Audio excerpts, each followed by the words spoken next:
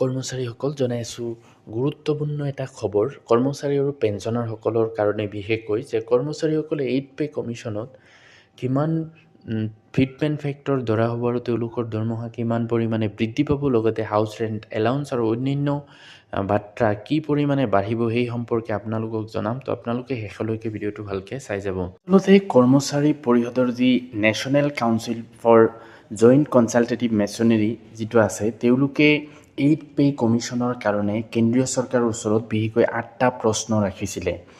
আৰু সেই সম্পৰ্কে তেওঁলোকে আচলতে 13/4/2026 তাৰিখে এটা মিটিং পাতিছিলে আৰু তাতে এই মেমৰেণ্ডামখন ফাইনেল কৰিছে আৰু এইটো কেন্দ্ৰীয় চৰকাৰলৈ প্ৰেৰণ কৰিছে যিহেতু অসম চৰকাৰৰ কেন্দ্ৰীয় চৰকাৰৰ সৈতেই সমাহাৰত আগবাঢ়ে সেইকাৰণে হয়তো কেন্দ্ৰীয় চৰকাৰে যিমান ফিটমেণ্ট ফেক্টৰ ধৰিব অসমতো সিমানে ধৰিব সেই পৰিমাণেই কৰ্মচাৰীসকলৰ দৰমহা বৃদ্ধি পাব সেইকাৰণে অসমৰ কৰ্মচাৰীসকলেও জনাটো খুবেই দৰকাৰ। তো মই আচলতে ইয়াতে গোটেইখিনি কথা নকওঁ যিহেতু এইটো বহুত দীঘলীয়া মূল কথাখিনি আপোনালোকক জনাম দৰমহা বৃদ্ধি সম্পৰ্কীয়। তো আচলতে 8 পে কমিশ্যনত তেওঁলোকে মূল 8টা প্ৰশ্ন ৰাখিছিলে তাৰে ভিতৰত মূল যিখিনি আছে সেইখিনি আপোনালোকক জনাম। তো প্ৰথম আছে কৰ্মচাৰীসকলৰ আচলতে এই যি লেভেল আছে এইটো মাৰ্চ কৰাৰ কাৰণে তেওঁলোকে দাবী জনাইছে যে লেভেল 2 লেভেল 3 এইকেইটা মাৰ্চ কৰি পেলাই লেভেল 3 বনাব লাগে, লেভেল 4 আৰু লেভেল 5 মাৰ্চ কৰি 5 বনাব লাগে, লেভেল 7 আৰু 8 মাৰ্চ কৰি পেলাই 8 বনাব লাগে, 9 আৰু 10 মাৰ্চ কৰি 10 বনাব লাগে এনেকৈ তেওঁলোকে দাবী জনাইছে। লগতে আৰু কি দাবী জনাইছে আপোনালোকে চাওক। দৰমহাৰ ক্ষেত্ৰত এনেকুৱা ধৰণৰ সংশোধনৰ প্ৰস্তাৱ দিয়া হৈছে যে দৰমহাৰ নিৰিখ যিটো বৰ্তমানৰ স্তৰ 1 বা ন্যূনতম দৰমহা 18,000 আৰু 18,000ৰ পৰা 56,900 টকা তেওঁলোকক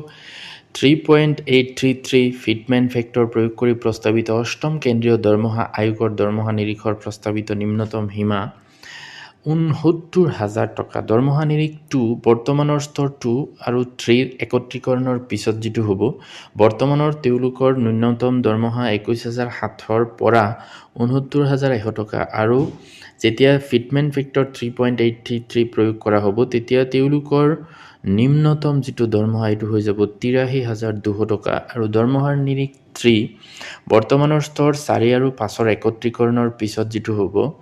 বৰ্তমান তেওঁলোকে 29,200ৰ পৰা 92,300 টকা পাই আছে আৰু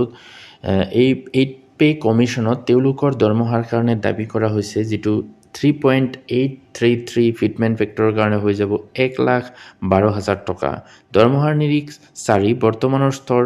6 বৰ্তমান তেওঁলোকে 35,400ৰ পৰা 1,12,400 টকা পে মেট্ৰিক্স আছে আৰু তেওঁলোকৰ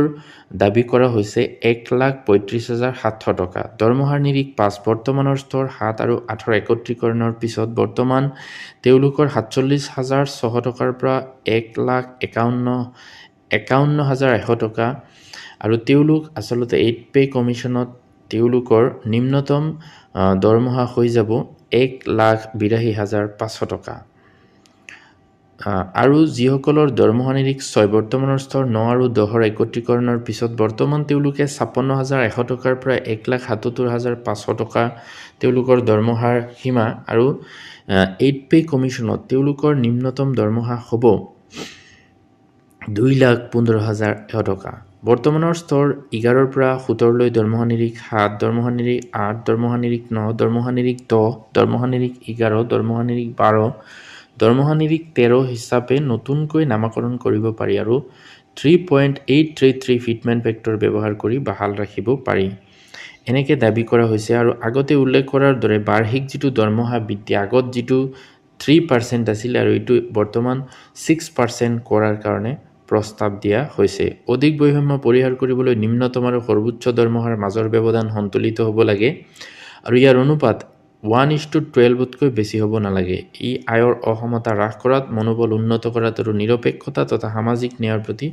দায়বদ্ধ এজন আদৰ্শ নিয়োগকৰ্তা হিচাপে চৰকাৰৰ ভূমিকাক শক্তিশালী কৰাত সহায় কৰিব। তাৰপিছত যিটো হাউচ ৰেণ্ট এলাউন্স আছে আগত যিটো আমাৰ অসমত ধৰক 7% বা 10% আছিলে এইটো কিমান পাৰ্চেণ্ট কৰাৰ কাৰণে অনুৰোধ কৰা হৈছে চাই লওক যে গড় ভাড়াৰ তীব্ৰ বৃদ্ধি আৰু গড় ভাড়া বাত্ৰা আৰু প্ৰকৃত বজাৰৰ মূল্যৰ মাজত থকা অমিলৰ পৰিপ্ৰেক্ষিতত তলত দিয়া সংশোধনীয় প্ৰস্তাৱ আগবঢ়োৱা হৈছে যে 5 লাখ আৰু তাতকৈ অধিক জনসংখ্যা থকা চহৰৰ ক্ষেত্ৰত চহৰৰ শ্ৰেণীক সেইটোক এক্স বুলি ধৰিছে 40% দৰমহা হাউচ ৰেণ্ট এলাউন্স দিয়াৰ কাৰণে দাবী কৰা হৈছে আৰু য'ত 5 লাখ জনসংখ্যা আছে সেইবিলাকত ৱাই শ্ৰেণীৰ কৰ্মচাৰী আৰু তেওঁলোকক 35% হাউচ ৰেণ্ট এলাউন্স বা ঘৰ ভাড়াৰ বাৰ্তা দিয়াৰ কাৰণে অনুৰোধ কৰা হৈছে আৰু য'ত 5 লাখতকৈ কম জনসংখ্যা আছে তেওঁলোকক 30%। এনেকৈ হাউচ ৰেণ্ট এলাউন্স দিয়াৰ কাৰণে দাবী জনাইছে যিটো জইণ্ট কনচালটেটিভ মেচিনেৰী ষ্টাফ ছাইডৰ ফালৰ পৰা।